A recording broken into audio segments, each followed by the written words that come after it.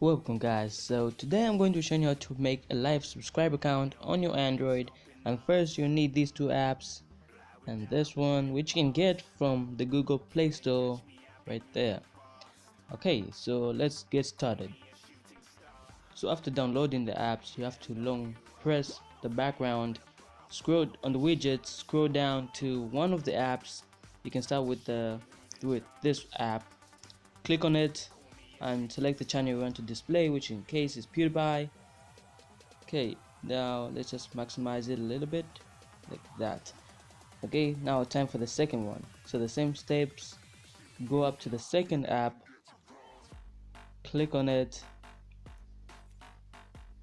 just like that. Then you have to input the channel name, in this case T-Series. So just wait for it to search.